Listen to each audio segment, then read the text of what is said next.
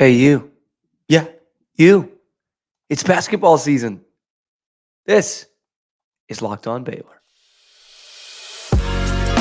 You are Locked On Baylor, your daily podcast on the Baylor Bears, part of the Locked On Podcast Network, your team every day.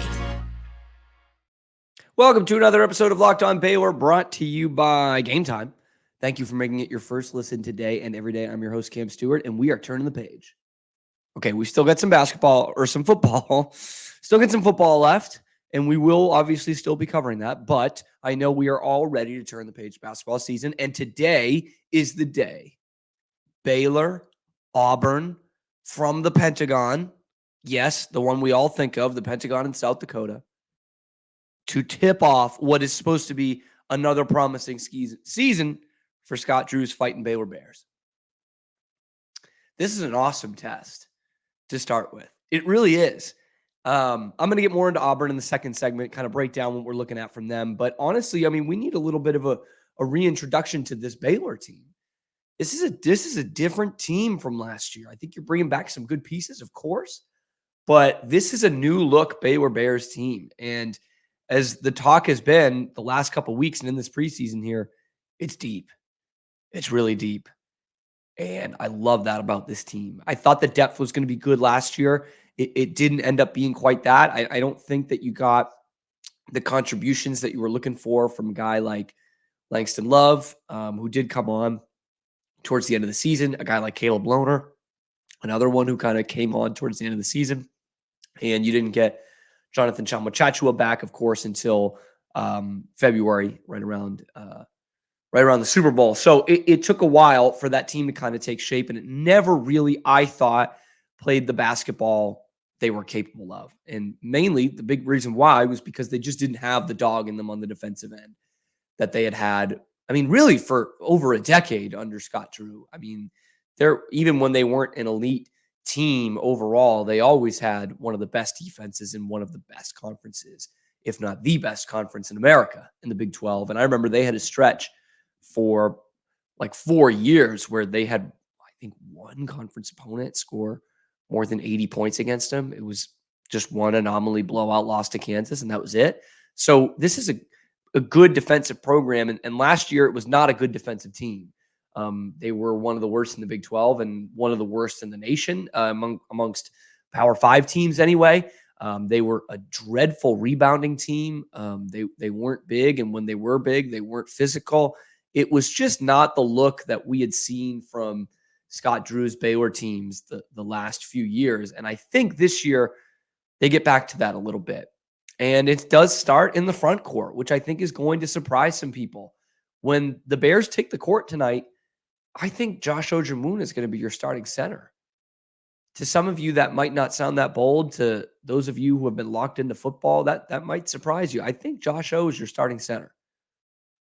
I think I expect from him, and maybe this is too lofty an expectation, the change that we saw from Jonathan Tchamwa from the national championship season of 2021 when he was a role player, seventh guy, basically, very good at it, but energy guy, not a very polished product. You knew that the motor was there, to what he became the next year, which was Defensive Player of the Year in the conference. And I think we could see that from Josh O this year. There was flashes last year of the promise, but he was so raw, maybe even more raw than JTT was his first year here in the national championship season. Like just a guy figuring out the college game, figuring out how to play center, all of those things. And because of that, you couldn't keep him out there too long. He couldn't log big minutes because he was a little foul happy, and he was a hack-a-shack candidate. He was only 66% from the free throw line.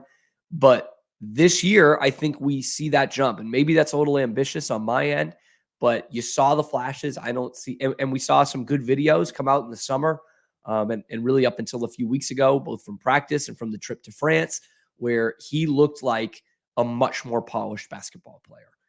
And with that, and coupled with the fact that Tchamwa, I don't know, is too much of a natural center at this point in his career anyway.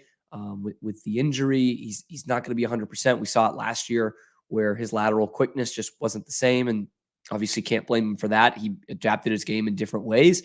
I think with all of those things put together, Josh O is your starting center tonight with Eve Misi backing him up, and I think we see Chamwa Chachua a little bit more at forward. I think he can play center still, not in a starting role, I don't think. But I think if you put him at forward, that is going to stretch them out a little bit in a good way. Remember, JTT, he was hitting threes last year at a respectable clip, which was not something he didn't throw up 8-foot jumpers 2 years ago. And he comes out of the injury and his first field goal is a 3. It turns out that wasn't an anomaly. The guy can shoot the rock a little bit. And so I think that actually works in Baylor's benefit. You take the negative of he doesn't have the lateral quickness that made him such a great defender. He's still a good defender, I think, and should be a good defender. But now you add a little bit more into his offensive repertoire. That honestly, I think he can fill in Jalen Bridges' minutes and do the same things that Jalen Bridges does. But what it really comes down to for Baylor and the difference from last year is the rebounding. And Josh O at a lot of points last year was your best rebounder. And I think Chamwa Chachua is still going to be a good rebounder. And Jalen Bridges is a good, okay rebounder. Caleb Lohner. Guy was a meme last year, but he played a lot better in the last 3-4 weeks of the season. Jalen Bridges took his game to another level and became arguably Baylor's best player for a stretch there. But Caleb Lohner figured it out. And he is not, how do I put this? He's not Jonathan Chamwa Chachua off the bench. Let's go back again. JTT from 2 years ago or 3 years ago now, national championship season. He's not giving you that off the bench. Good pick and roll guy, very efficient offensively because he was just scoring in the paint. Caleb Lohner, I don't know that he's going to be that. But he can come off the bench. He can rebound the ball for you, have some hustle plays for you. I don't want the ball in his hands all that much. But again, that's something that they really struggled with last year on the glass, on both ends of the court, and they got bullied in the paint. I think you're just so much better built for that this year. Now, it's going to be a test in game 1, which I'm going to get to in the second segment, so you might not see it all come together in game 1. But in terms of the depth of this team, the front court is what really impresses me just because of what you had last year versus what you have this year. Of course, the forte is going to be in the front court with the guards. Jaden Nunn, I am so excited to see him, and Ray J. Dennis. Ray J. Dennis, I'm just jacked to watch him run this offense the way that Baylor didn't have last year. And that hasn't even gotten to your 5-star, Jacoby Walter, a real crafty point guard in Miro Little, who's going to get minutes off the bench for sure.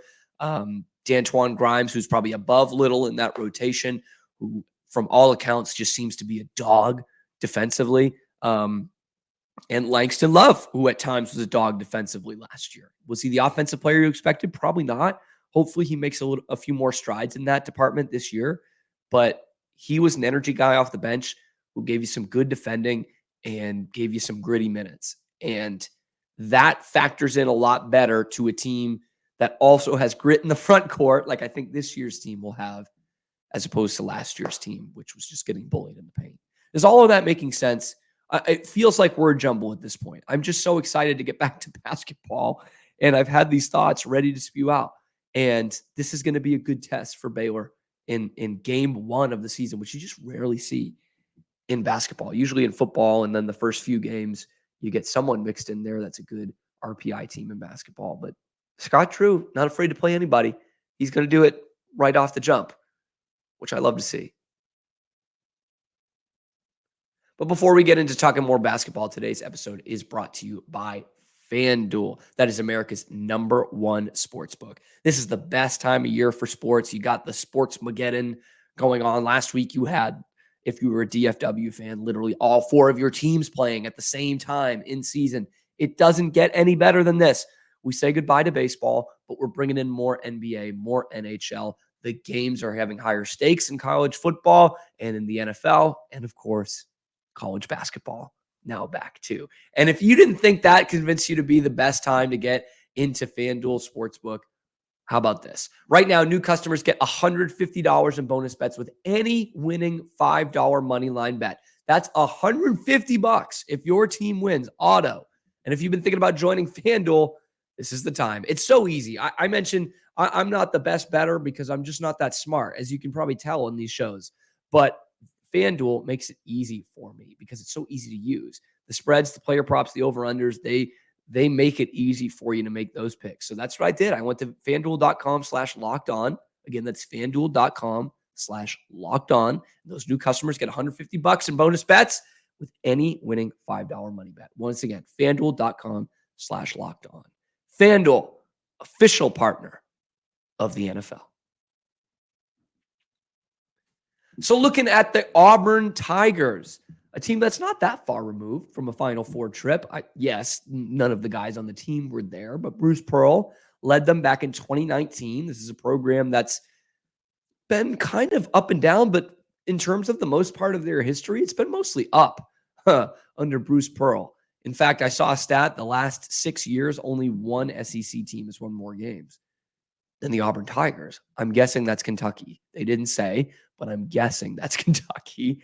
But that's how it's always been in the SEC. It's been Kentucky and everybody else. And for Billy Donovan for a few years, it was Kentucky and Florida and everybody else.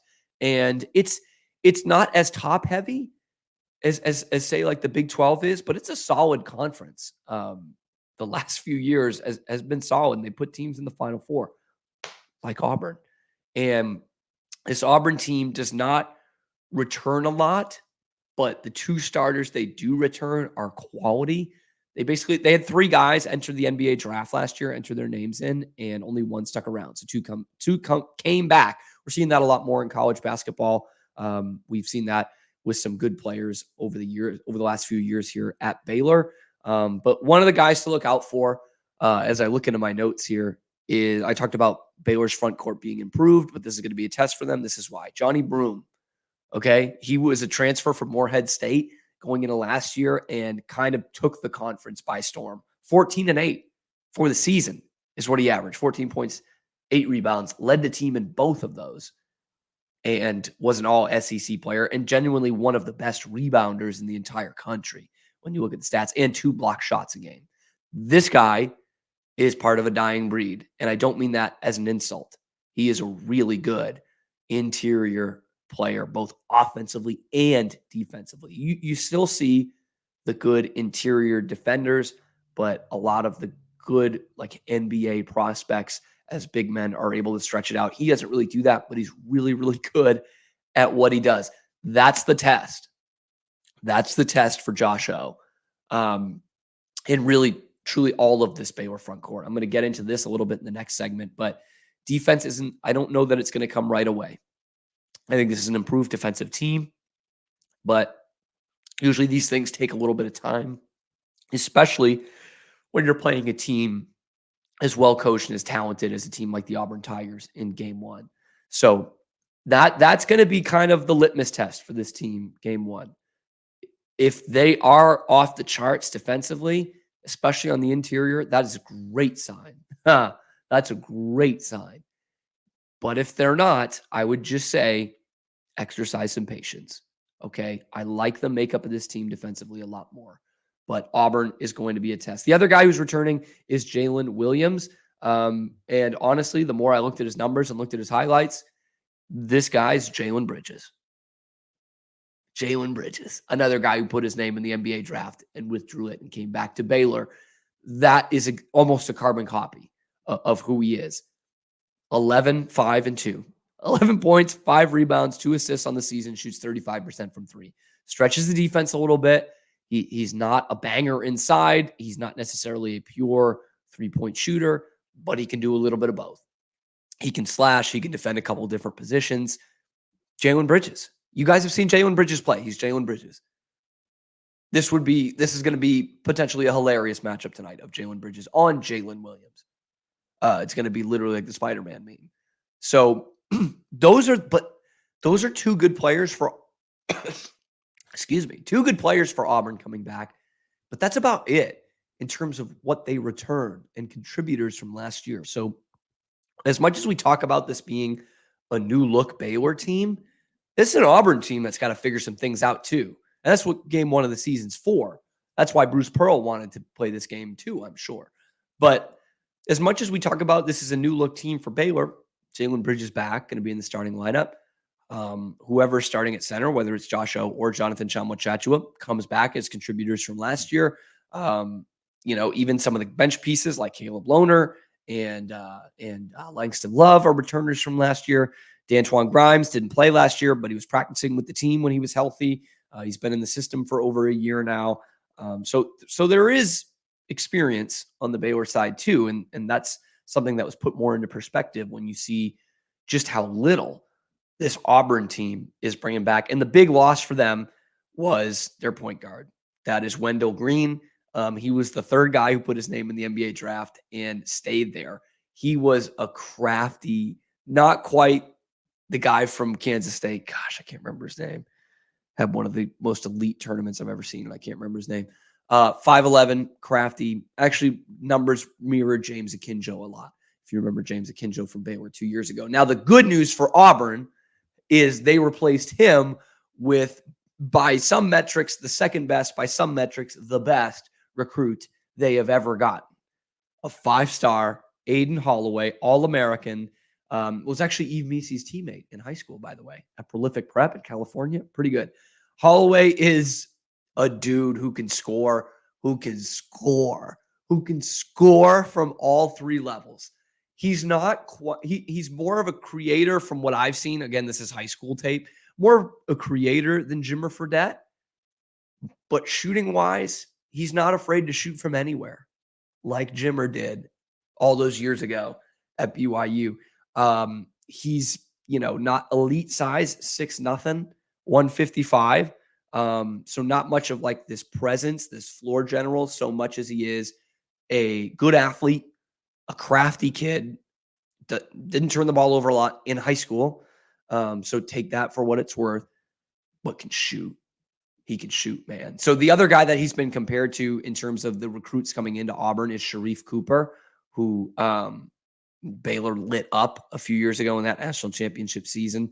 They beat Auburn pretty handily in the Big 12 SEC Challenge. So he's not the same player as Sharif Cooper. Sharif was, a slasher and a creator. Aiden Holloway is a shooter, and he was one of the best shooters in high school basketball last year. So again, take that for what it's worth. It's his first college game, but I see a lot of actually Keontae George in him, in that it might be tough for Auburn to run the offense through him in the early part of the season, but he's too talented not to play. He's too much of a plus offensively not to play, and obviously he needs to go through those growing pains. That said, we will learn some from him in game one, and we'll learn more from Baylor's backcourt defense, because this is a tough test, first college game, to be going up against a Ray J. Dennis, a Jaden Nunn, a D'Antoine Grimes. Those are good defenders.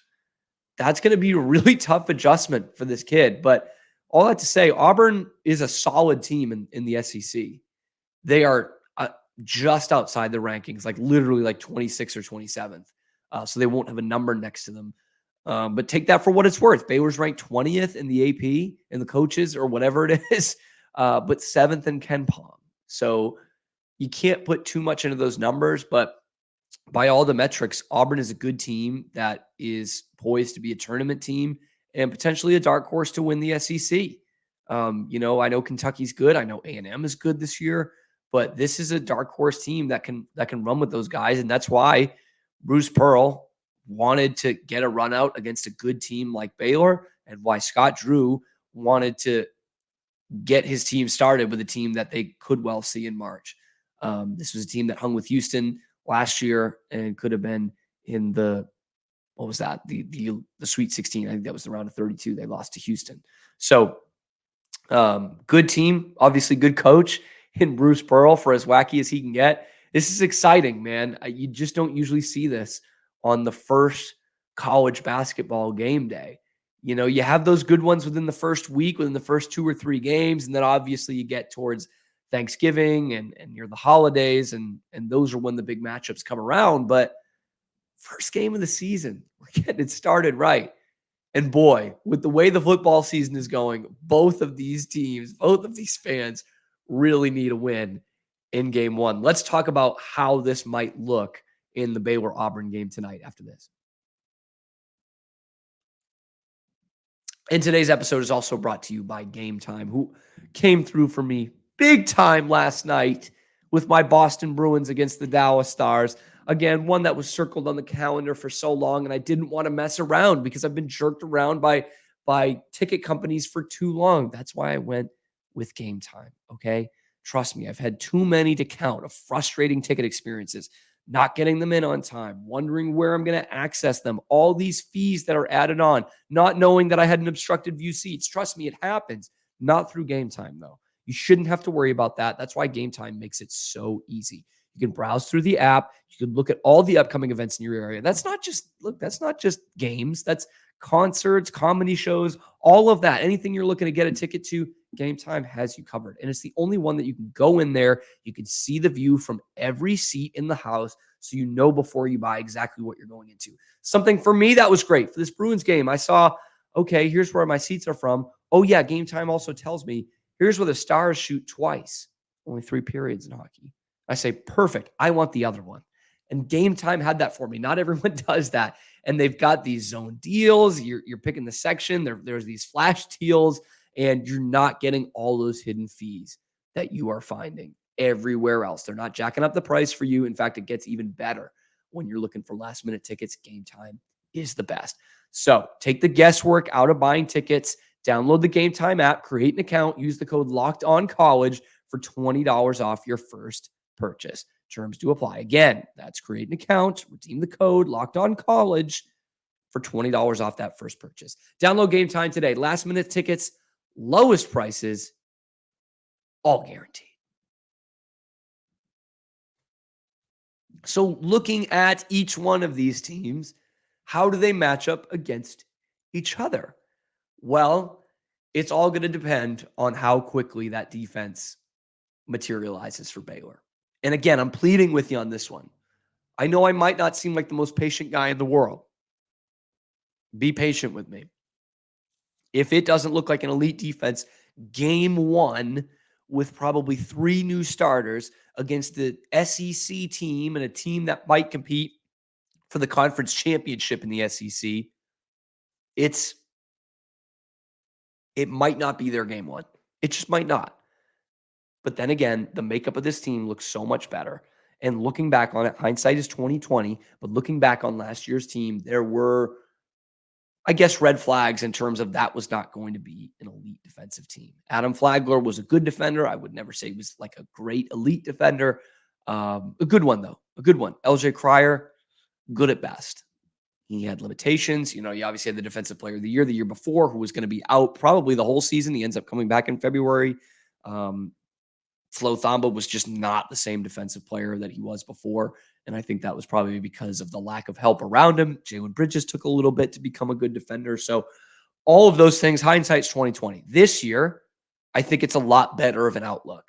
But you just might not see that game 1. But I am really interested to see this Josh O, Johnny Broome matchup. Johnny Broome's a dog, man. And he has played at the low levels of Division I college basketball, and now he's a stud in the SEC. That's what tells me that guy's a dog. He's ready for his chance, and he took it very, very well. 14-8 on the year. He led his team in points and rebounds his first year in the SEC.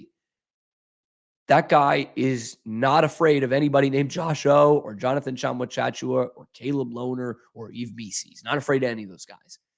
And he is going to get as physical as he can.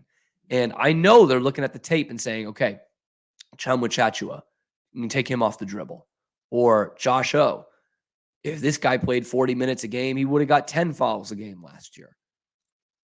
And that's where the footwork is going to come in for Josh Ojamuna. This is going to be an interesting matchup tonight. I've seen a lot of the fans doing the predictions on Twitter. My guy, Zach Blackerby from Locked On Auburn, and put that out there. And a lot of the Auburn fans, they think they think their team's going to win, but it's the score that's surprising me. A lot of them are putting like 80, 85, 90 points to the Tigers. Yo, I don't see that happening. Even if the defense isn't where it needs to be, I just don't see them going 80, 85 points on Baylor. I don't see it. With only bringing back two real contributors to the team, two guys who are registering numbers on the team, as good as Aiden Holloway might be, that doesn't get you to 90 points. And how often does Baylor give up 90 points? Last year they did it once to Marquette. The year before they had that just awful trip to Tuscaloosa and gave up 90 to Alabama. And maybe that's what the Auburn fans remember. Maybe they remember that game.